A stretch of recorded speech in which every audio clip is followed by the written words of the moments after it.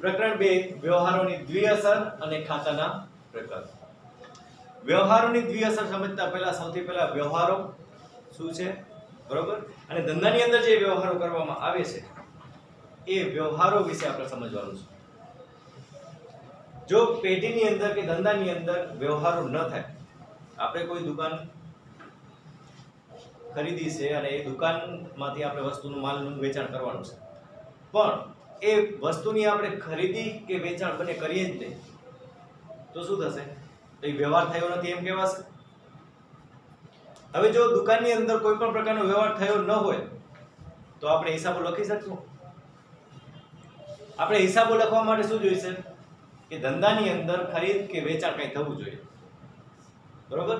એટલે કે કોઈ પણ પ્રકારનો વ્યવહાર, ખરીદ વેચાણની એના સિવાય બીજા કોઈ પણ વ્યવહાર, જો ધંધાની અંદર કોઈ પણ પ્રકારનો વ્યવહાર ન થયો હોય તો એ વ્યવહારોની આપણે અસર પણ ના આપી શકીએ, કારણ કે વ્યવહાર જ નથી તો એની નોંધ આપણે શું કરશું? એટલે હિસાબો કરવા માટે આપણે ફરજિયાત વ્યવહારો કરવા પડે. તો વ્યવહારો વિશે તમે જાણો છો કે વ્યવહાર શું છે? તો વ્યવહાર એટલે બે કે બેથી વધારે વ્યક્તિઓ વચ્ચે ધંધાની જે વસ્તુ છે એ વસ્તુનું રોકડ અને અથવા શાક પર કરવામાં આવતી ફેરબદલી અથવા વેચાણ, બરોબર. વેચાણ કરીએ અથવા ખરીદી પણ કરી શકીએ. તો જે ફેરબદલી થાય છે એને આપણે વ્યવહાર કહીએ છીએ. તો આ જે વ્યવહારો છે ને, તો ધંધાની અંદર જે વ્યવહારો છે એનામાં ધંધામાં કહેવામાં આવે છે કે નો ટ્રાન્ઝેક્શન. ટ્રાન્ઝેક્શન એટલે વ્યવહાર, બરોબર. જો ટ્રાન્ઝેક્શન જ નહીં હોય તો હિસાબો પણ થશે નો એકાઉન્ટ્સ.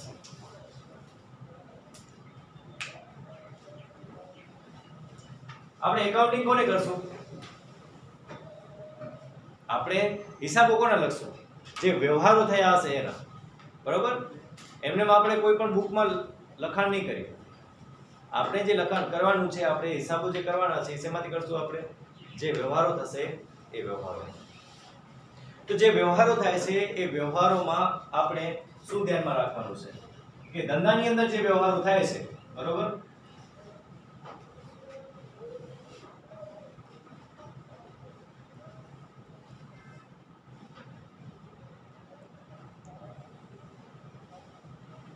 એની અંદર સૌથી પહેલી બાબત છે ધંધામાં થતા વ્યવહાર હોવા જોઈએ. એટલે કે ધંધાના જ વ્યવહાર ચાલે. બહાર કોઈ બીજા ધંધાના આપણે આપણા ધંધામાં હિસાબો બતાવીએ, બાજુવાળાની દુકાનની અંદર ખરીદ વેચાણ થતું હોય તો એ આપણે આપણા હિસાબમાં લખશું? આપણે આપણા હિસાબમાં લખીએ નહીં. આપણે જે હિસાબો લખવાના છે એ આપણા ધંધાના વ્યવહારોના લખવાના છે. એટલે જે વ્યવહારો થાય છે એ વ્યવહારો કોના હોવા જોઈએ? ધંધાનો, બરોબર. ધંધાનો વ્યવહાર હોવો જોઈએ. બીજું, જે વ્યવહાર થાય છે એ બધા જ વ્યવહારો આપણે નોંધતા નથી. ધંધાની અંદર ઘણા બધા વ્યવહારો થાય છે, પણ એ ઘણા બધા વ્યવહારોમાંથી બધા જ વ્યવહારો આપણે નોંધવામાં આવતા. તો કયા વ્યવહાર નોંધવામાં આવે છે? તો જે આર્થિક વ્યવહાર હોય તે.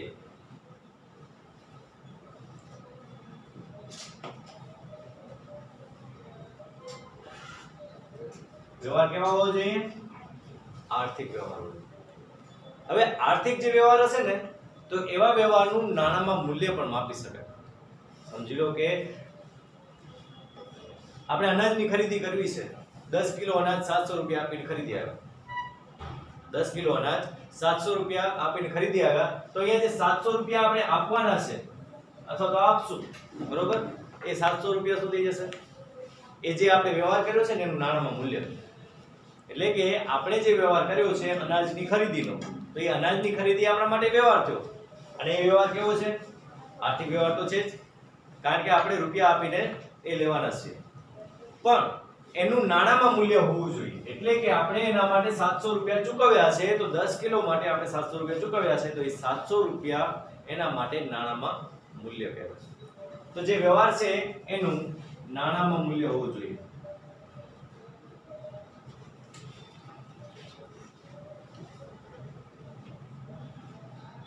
જો એનું નાણાંમાં મૂલ્ય ન હોય, બરોબર, તો એની આપણે નોંધ શું કરશું? જો કોઈ વસ્તુ કે બાબત કે આપણે જે વ્યવહાર કરીએ છીએ એ વ્યવહારનું નાણાંમાં મૂલ્ય હોય જ નહીં, આની કોઈ કિંમત જ ન હોય, તો પછી તો આપણે એની નોંધ શું કરશું કે આપણે ખરીદી કરી લાવ્યા પણ કેટલી રકમનો, કારણ કે હિસાબો છે એ હિસાબો રકમ ઉપર આધારિત હોય છે. એ જે તે ખરીદી અથવા વેચાણ કે જે વ્યવહારો થાય છે એ વ્યવહારોની કિંમત ઉપર આધારિત હોય છે. જે હિસાબો લખીએ છીએ એ બધાની કિંમતો લખશું કે પગાર ચૂકવ્યો છે તો પગાર ચૂકવ્યો છે પણ કેટલો ચૂકવ્યો છે, 2000 રૂપિયા, 5000 રૂપિયા, 10000 રૂપિયા, તો એ આપણે ચોક્કસ મૂલ્ય આપણે લખવાનું હોય છે. કોઈ પણ હિસાબો કરશું એ બધા જ હિસાબોની અંદર શું કરવાનું હોય છે, ચોક્કસ એનું નાણાંમાં મૂલ્ય આપેલું હોય છે, એ મૂલ્ય આપણે લખવાનું હોય છે.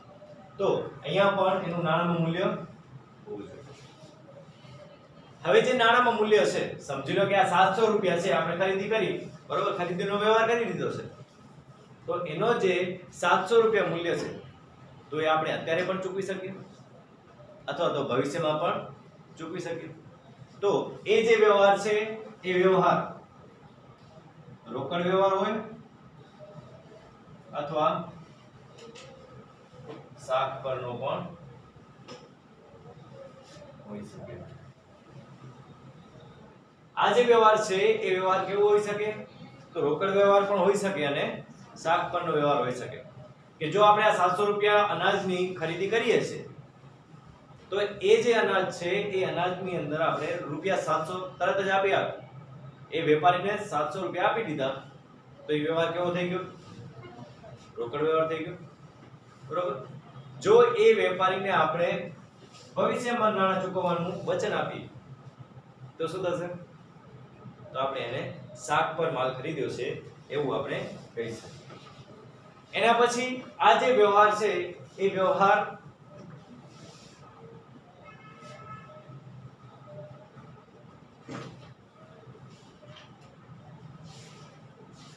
આંતરિક હોઈ શકે. આંતરિક વ્યવહાર એટલે કે જે ધંધાની અંદરનો હોય છે, બરોબર.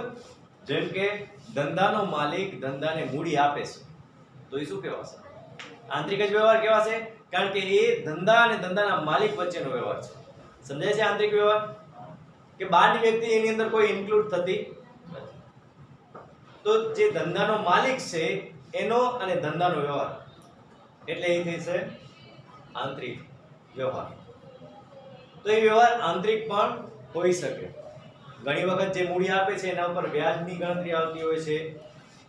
ધંધાનો માલિક ઉપાડ કરી જતો હોય ધંધામાંથી, તો એ ઉપાડ પણ શું થઈ ગયું, આંતરિક વ્યવહાર જ થઈ ગયું, કારણ કે બહારથી નથી લઈ જતો, એ શું કરે છે, એના ધંધામાંથી જ અમુક વસ્તુ કે અમુક રોકડ લઈ જતો હોય છે. તો જ્યારે આવું કરતો હોય ત્યારે એ વ્યવહાર કેવો કહેવાય, આંતરિક. અને વ્યવહાર આંતરિક હોઈ શકે તો બાહ્ય પણ. તો વ્યવહાર બે પ્રકારના, આંતરિક અને બાહ્ય હોઈ શકે. બાહ્ય વ્યવહાર એટલે 700 રૂપિયાનો આપણે જે માલ ખરીદવા ગયા છીએ, બરોબર, જે વેપારી પાસેથી, તો એ વેપારી પાસેથી આપણે માલની ખરીદી કરી, તો એ વેપારી તો બહારનો વ્યક્તિ છે. તો બહારના વ્યક્તિ સાથે આપણે શું કર્યું, વ્યવહાર કર્યો, કે બહારના વ્યક્તિ પાસેથી આપણે 700 રૂપિયાનો માલ ખરીદ્યો. હવે એ જ માલ જો આપણે ગ્રાહકને 500 રૂપિયામાં વેચીએ, બરોબર, એમાંથી અમુક માલ આપણે શું કર્યું, 500 રૂપિયામાં વેચી આપ્યો.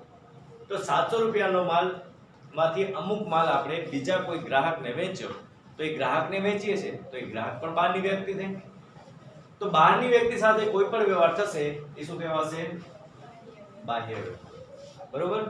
તો જે વ્યવહારો છે એ વ્યવહારો આવી રીતના હશે તો જ આપણે એની નોંધ કરશું. એક તો એ ધંધામાં થતો વ્યવહાર હોવો જોઈએ, ધંધાનો જ વ્યવહાર હોવો જોઈએ, બહારનો વ્યવહાર આપણે ધ્યાનમાં લેશું. બહારના વ્યવહાર આપણે ક્યારે પણ આપણા હિસાબોમાં લખશું નહીં, બરોબર. બાજુવાળી કપડાની દુકાન હોય, આપણે અનાજ વેચતા હોઈએ, બાજુવાળાએ કપડા 1000 રૂપિયાના વેચી દીધા, તો આપણે આપણા ખાતામાં નથી લખવાના કે બાજુવાળાએ આટલી રકમનો માલ વેચ્યો, એ એનું પોતે જાણશે, બરોબર. આપણે શું કરવાનું છે, આપણે આપણું કરવાનું છે, પારકી વ્યાધિ કરવાની, બરોબર. તો હિસાબોમાં આપણે થોડુંક સેલ્ફિશ બની જવાનું, આપણે આપણું જોવાનું, બરોબર, બીજાનું જોવાનું નથી. એટલે હિસાબો કોના તૈયાર થશે, આપણા ધંધાના, બરોબર. આપણે જે ધંધો ચલાવીએ છીએ આપણે હિસાબો એ ધંધાના જ કરવાના છે. તો ધંધામાં થતા વ્યવહાર હોવા જોઈએ, ધંધાની બહાર નો આવે નહીં. પછી આર્થિક વ્યવહાર હોવો જોઈએ, ખૂબ જ મહત્વની બાબત, કે ધંધાનો વ્યવહાર હોય પણ બિનઆર્થિક હોય તો, બિનઆર્થિક એટલે સમજી લો કે તમે અનાજના વેપારી છો, ખેડૂતને તમે અત્યારે જ ફોન કરીને કહી દીધું કે જ્યારે તમારો પાક ઉતરે, બરોબર, ઘઉં તમારા ઉતરે એટલે બધા જ ઘઉં હું ખરીદી લઈશ 20 લાખ રૂપિયા, બરોબર, 20 લાખ રૂપિયામાં બધા જ ઘઉં હું ખરીદી લઈશ, તો શું એ આર્થિક વ્યવહાર કહેવાય? શું 20 લાખ રૂપિયા મેં આપી દીધા? શું એને ઘઉં મોકલાવી દીધા? અહીંયા માત્ર ઓર્ડર આપવામાં આવ્યો છે, બરોબર, કે ભવિષ્યની અંદર જ્યારે પણ તમારા ઘઉં થઈ જાય લેવાના ત્યારે એ માલ મને આપી દેજો અને હું તમને એ જ્યારે ઘઉં આવી જશે મારા પાસે ત્યારે હું તમને રૂપિયા આપી દઈશ. તો આ જે વ્યવહાર છે ને એ ધંધાને લગતો છે, બરોબર. આપણી જે પહેલી બાબત હતી કે વ્યવહાર ધંધાનો હોવો જોઈએ, તો આપણે ધંધા માટે જ ઘઉં ખરીદવાના છીએ, તો વ્યવહાર ધંધાનો છે, પણ એ વ્યવહાર આર્થિક વ્યવહાર નથી. આર્થિક વ્યવહાર કોને કહેવાશે? તો જેની અંદર તમે રૂપિયા ખર્ચ્યા હશે અથવા ભવિષ્યમાં ખર્ચવાના હશો. આપણે આ 700 રૂપિયાનો માલ અત્યારે લઈ આવ્યા છે, બરોબર, રૂપિયા આપ્યા નથી, તો ધંધાની અંદર માલ તો આવી ગયો, બરોબર. 700 રૂપિયાનો માલ આપણે ખરીદી લાવ્યા તો ધંધાની અંદર માલ તો આવી ગયો, ભલે રૂપિયા નથી આવ્યા, ભવિષ્યમાં તો આપવા પડશે. તો આપણે એક પ્રકારનું વચન આપી દીધું છે કે ભવિષ્યની અંદર તમને રૂપિયા મળી જશે, બરોબર, તો એને કહેવાશે આર્થિક વ્યવહાર. પણ આપણે ખેડૂતને ફોન કરીને કહ્યું છે કે શિયાળો આવે કે ઉનાળો આવે કે જ્યારે, બરોબર, જ્યારે પાક લેવાનો સમય થશે, જે મહિનાની અંદર પાક લેવાનો સમય થશે એ સમયે હું આવી અને તમારા પાસે જેટલા પણ ઘઉં હશે એ ખરીદી જઈશ, 20 લાખ રૂપિયા તમને આપી દઈશ. તો અહીંયા આપણે માત્ર એનો ઓર્ડર આપ્યો છે કે ભવિષ્યમાં હું આ વસ્તુ ખરીદી લઈશ તમારા પાસે, બરોબર. અત્યારે એમને માત્ર જાણકારી આપી છે, ખરેખર એમણે નથી રૂપિયા ચૂકવ્યા કે નથી માલ એના પાસેથી આવ્યો. જો એના પાસેથી માલ આવી ગયો હોત તો શું થાત? તો એ વ્યવહાર આર્થિક વ્યવહાર થઈ ગયો. જો ખેડૂતે આપણા પાસે માલ મોકલાવી આપ્યો હોત તો શું થશે? તો આપણા પાસે માલ આવી જશે એટલે ભવિષ્યમાં આપણે એને રૂપિયા ચૂકવવા પડશે ગમે ત્યારે, પણ રૂપિયા તો ચૂકવવા પડશે, બરોબર. તો માલ આવી ગયો અને રૂપિયા ચૂકવવાના થાય છે તો એ આર્થિક વ્યવહાર છે, પણ હજી માલ આવ્યો નથી કે આપણે રૂપિયા ચૂકવવાના થયા નથી, એટલા માટે એ વ્યવહાર કેવો થઈ જશે? એટલે વ્યવહાર આર્થિક વ્યવહાર હોવો જોઈએ. આર્થિક વ્યવહાર હોય તો એની ચોક્કસ કિંમત હોય, એનું નાણાંમાં ચોક્કસ મૂલ્ય હોય. ગમે તે વસ્તુ જ્યારે આપણે ધંધા માટે ખરીદતા હોઈએ કે ધંધામાંથી વેચતા હોઈએ કે કોઈની સેવા લેતા હોઈએ એટલે કે આપણા પાસે જે કર્મચારીઓ કામ કરતા હોય એ કર્મચારીઓ આપણા પાસે કામ કરે છે તો આપણે એમની સેવા લઈએ છીએ, એમના બદલામાં એમને પગાર આપીએ છીએ, મજૂરી આપીએ છીએ, જે કાંઈ પણ આપીએ તો છીએ, બરોબર. તો જ્યારે પણ કોઈ પણ ધંધાની અંદર જે વ્યવહાર થાય છે એ દરેક વ્યવહારનું કોઈ ચોક્કસ મૂલ્ય હોય છે. કર્મચારીને પગાર આપીએ છીએ તો દર મહિને 6000 રૂપિયા આપીએ છીએ, 12 મહિને 72000 રૂપિયા આપીએ છીએ, તો એ જે રકમ આપીએ છીએ એ રકમ કહેવાય એનું નાણાકીય. કોઈ વસ્તુની ખરીદી કરી છે તો 1 કિલોના 60 રૂપિયા ભાવે તમે 100 કિલો ખરીદી કરો તો એનું ચોક્કસ મૂલ્ય તો થઈ ગયું કે 1 કિલોના 60 રૂપિયા છે તો 100 કિલોના કેટલા થશે? તો એની અંદર 2 શૂન્ય ઉમેરી દેજો, બરોબર. સાવ સરળ છે કે આર્થિક વ્યવહાર હોવો જોઈએ એ તો છે જ, પણ એ આર્થિક વ્યવહારનું પણ ચોક્કસ મૂલ્ય હોવું જોઈએ, કારણ કે આપણે જ્યારે હિસાબો લખશું ત્યારે હિસાબોની અંદર ચોખવટ કરવી જ પડશે કે કેટલી ખરીદી કરી છે અને ખરીદીની અંદર રકમ કેટલી છે. એટલે જે વ્યવહાર આપણે કરીએ છીએ એ વ્યવહાર કેવા હોવો જોઈએ? નાણાકીય મૂલ્ય ધરાવતો. એના પછી જે વ્યવહાર છે એ વ્યવહાર કેવા હશે? કાં એ રોકડના વ્યવહાર હશે, એટલે કે એની અંદર આપણે તરત રોકડની ચૂકવણી કરી દીધી હોય, અથવા તો એવું પણ બની શકે કે આપણે એમને ભવિષ્યમાં પણ ચૂકવણી કરવાના હોય, તો એ વ્યવહાર રોકડ વ્યવહાર પણ હોઈ શકે અને શાક પરનો વ્યવહાર પણ હોઈ શકે.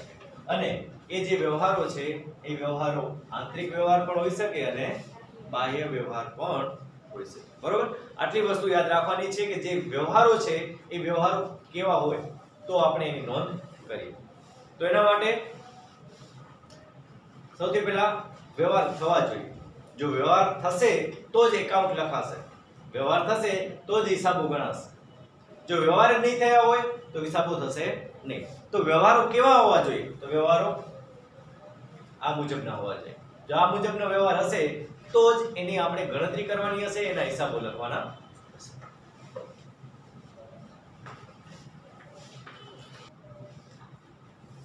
હવે ધંધાકીય વ્યવહાર એટલે શું અને ધંધાની અંદર કેવા પ્રકારના વ્યવહારોના હિસાબો આપણે કરીએ છીએ એ જોઈ લીધું. હવે જે ધંધાકીય વ્યવહારો છે ને એનું વર્ગીકરણ કરવામાં આવે છે. એટલે કે અલગ અલગ પ્રકારના ધંધાકીય વ્યવહારો હોય છે. તો એની અંદર મુખ્યત્વે બે પ્રકારના વ્યવહારો હોય છે. એક બિનઆર્થિક વ્યવહારો.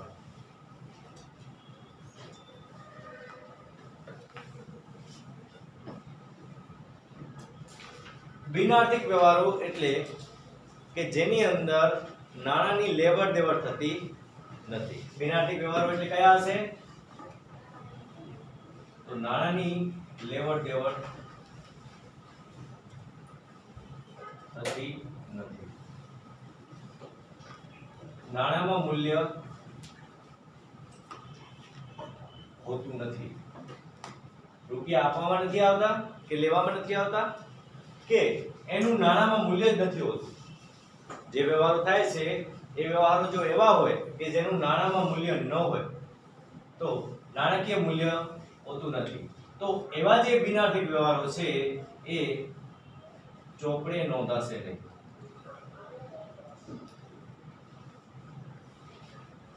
એટલે કે જે વ્યવહારો બિનઆર્થિક વ્યવહારો હશે ને એ વ્યવહારો આપણે હિસાબોમાં નોંધવાના નથી. એટલે કે જ્યારે પણ તમને બિનઆર્થિક વ્યવહાર દેખાય તો એ વ્યવહારની અસર આપણે હિસાબોમાં કરવાની નથી એવું યાદ રાખવાનું છે. બિનઆર્થિક વ્યવહાર હિસાબોમાં નોંધાશે. એનો બીજો મુખ્ય પ્રકાર છે આર્થિક વ્યવહાર. તો આર્થિક વ્યવહાર એટલે શું? તો આર્થિક વ્યવહારમાં નાણાંની લેવડ દેવડ થશે. આર્થિક વ્યવહારમાં શું થશે? નાણાંની લેવડ દેવડ થતી હોય છે. એટલે કે જે વ્યવહાર થશે એ વ્યવહારનું નાણાકીય મૂલ્ય હશે. નાણામાં મૂલ્ય માપી શકાય.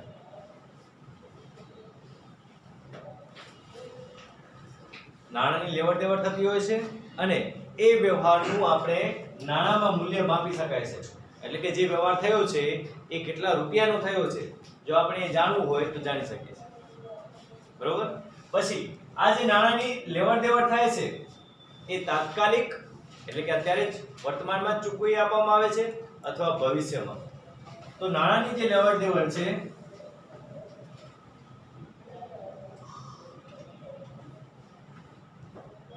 વર્તમાન અથવા ભવિષ્યમાં થવાની છે. જે કાંઈ પણ લેવડ દેવડ થવાની છે એ અત્યારે થઈ જશે.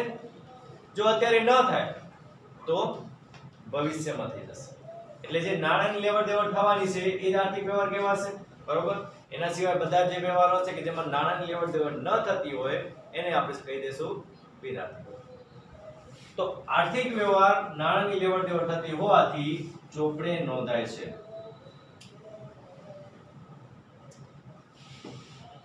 એટલે કે જે વ્યવહારો આર્થિક પરિબળ ધરાવતા હોય, નાણાકીય મૂલ્ય ધરાવતા હોય એવા જેટલા પણ વ્યવહારો હશે એ બધા જ વ્યવહારો આપણે ચોપડામાં નોંધ કરશું.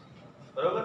આટલી બાબત આપણે આર્થિક વ્યવહારમાં ધ્યાનમાં લેવાની છે કે જેની અંદર નાણાકીય મૂલ્ય હોય, લેવડ દેવડ થતી હોય. લેવડ દેવડ ભલે અત્યારે થઈ જતી હોય તો પણ એ આર્થિક વ્યવહાર કહેવાશે. ભવિષ્યમાં થવાની હોય તો પણ એને આપણે આર્થિક વ્યવહાર જ કહીશું. કારણ કે અત્યારે નહીં પણ ભવિષ્યમાં તો આપણે રૂપિયા ચૂકવવાના જ છે અથવા તો મળવાના જ છે. બરોબર? તો આના ઉપરથી બે બાબતો સ્પષ્ટ થાય છે. જે આર્થિક વ્યવહાર છે એના ઉપરથી બે બાબતો સ્પષ્ટ થાય છે. શું? કે રોકડ, માલ, મિલકત, સેવા રોકડનું શું થાય છે? માલ મિલકત કે સેવાની સામે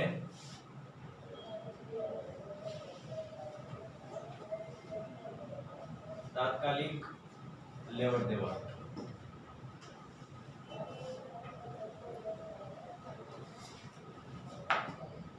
તાત્કાલિક ન લખો તો લેવડ દેવડ થાય છે. આપણે રોકડ માલ ખરીદીએ, મિલકત ખરીદીએ અથવા તો કોઈ સેવાનો ઉપયોગ કર્યો હોય તો એની સામે આપણે શું મળે છે અથવા આપીએ છીએ?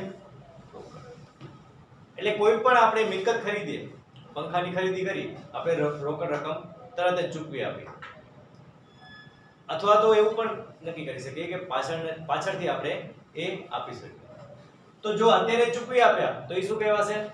રોકડ તાત્કાલિક આપણે આપી દીધી, બરોબર? એટલે તાત્કાલિક રોકડની લેવડ દેવડ થઈ ગઈ. જો અત્યારે નથી આપતા તો શું થાય છે? માલ મિલકત અથવા તો સેવાની સામે દેવાદાર લેણદાર નો સંબંધ ઉભો થાય છે. દેવાદાર લેણદાર નો સંબંધ ઉભો થાય છે એનો મતલબ શું? કે જો આપણે અત્યારે રકમ નથી આપતા તો શું થશે? સમજી લો કે આપણે કોઈ વેપારી પાસેથી ઉધારમાં માલ ખરીદ્યો છે, રૂપિયા નથી આપતા. જો રૂપિયા આપી દેતા હોઈએ તો શું થાય? રોકડની લેવડ દેવડ થઈ જશે કે રોકડની સામે આપેલે માલ મળી ગયો.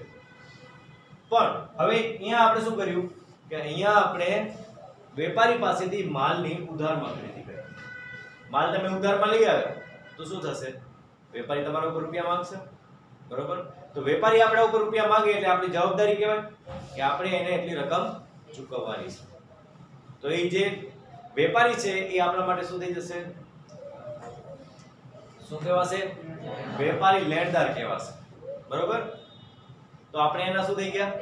દેવાદાર. કારણ કે જે વેપારી છે એ વેપારી માટે આપણે ગ્રાહક કહેવાશું અને ગ્રાહક હંમેશા શું હોય? દેવાદાર. એનું જ આપણે ઊંધી રીતે વિચારીએ કે આપણે માલનું વેચાણ કરીએ છીએ, આપણે કોઈ ગ્રાહક છે, બરોબર? એ ગ્રાહકને આપણે માલનું વેચાણ કરી દીધું પણ એને રૂપિયા આપ્યા. જો એ રૂપિયા નથી આપતો તો એનો મતલબ કે આપણો જે ગ્રાહક છે એ આપણા માટે શું થઈ ગયો? આપણો શું થઈ ગયો? દેવાદાર થઈ ગયો. ગ્રાહક હંમેશા દેવાદાર કહેવાય. ગ્રાહક શું કહેવાશે? દેવાદાર. તો ગ્રાહક માટે આપણે શું કહેવાશું? ગ્રાહક આપણે લેણદાર કહેશે પણ આપણે ગ્રાહકને દેવાદાર કહેવાનું, બરોબર? તો દેવાદાર અને લેણદારનો સંબંધ ક્યારે ઊભો થાય? જ્યારે શાખ પર વ્યવહાર હોય ત્યારે. આ યાદ રાખજો કે જ્યારે શાખ પર વ્યવહાર થશે એટલે એ વ્યવહારની અંદર દેવાદાર લેણદારનો સંબંધ ઊભો થાય. પ્રશ્ન તમને એમ પૂછાય કે દેવાદાર અને લેણદારનો સંબંધ ક્યારે ઊભો થશે? તો જ્યારે વ્યવહાર શાખ પરનો હશે. પણ એ વ્યવહાર કેવો હોવો જોઈએ? આર્થિક વ્યવહાર હોવો જોઈએ, બિનઆર્થિક નહીં. કારણ કે બિનઆર્થિક હશે તો એનું નાણાંમાં મૂલ્ય જ નહીં હોય અને નાણાંમાં મૂલ્ય ન હોય તો દેવાદાર અને લેણદારનો સંબંધ કેવી રીતે ઊભો થાય?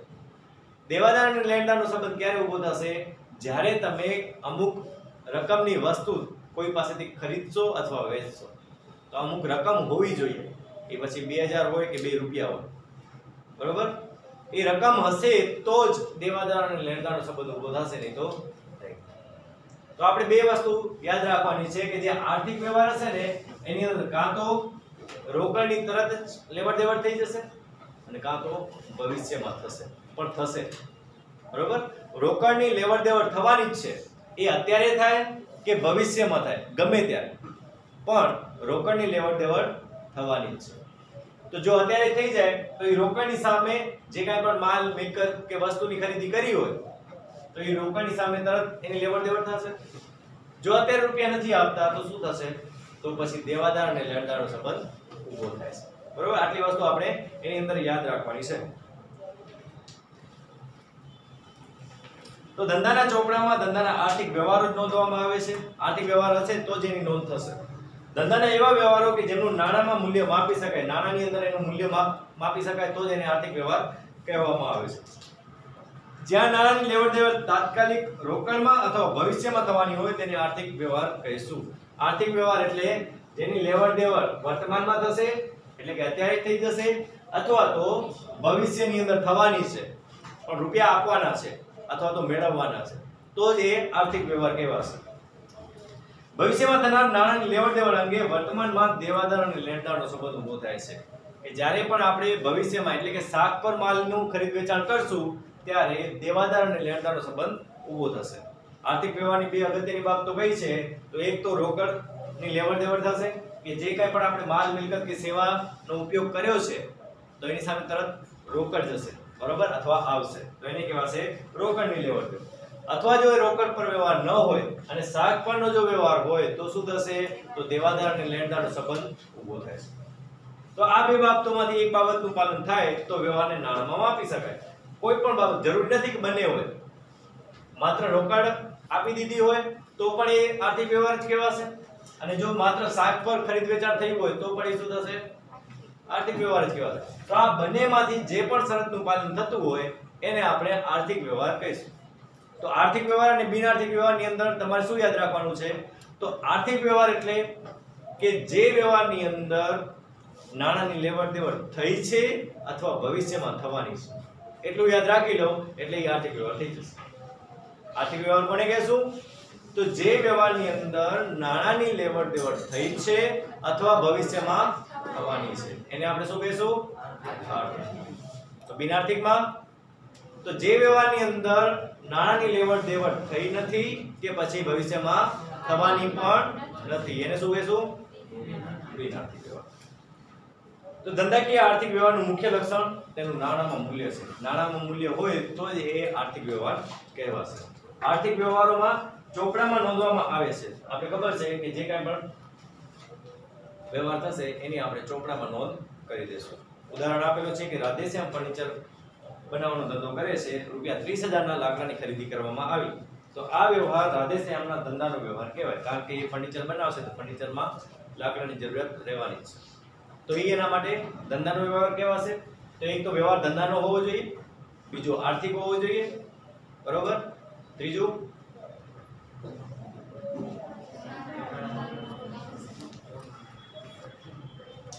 પહેલું આપણે કહી દીધું કે એ વ્યવહાર ધંધાનો જ હોવો જોઈએ બરોબર, બીજું કે એ વ્યવહાર આર્થિક વ્યવહાર હોવો જોઈએ. હવે જો આર્થિક વ્યવહાર હોય તો એનું નાણાંમાં મૂલ્ય માપી શકાય.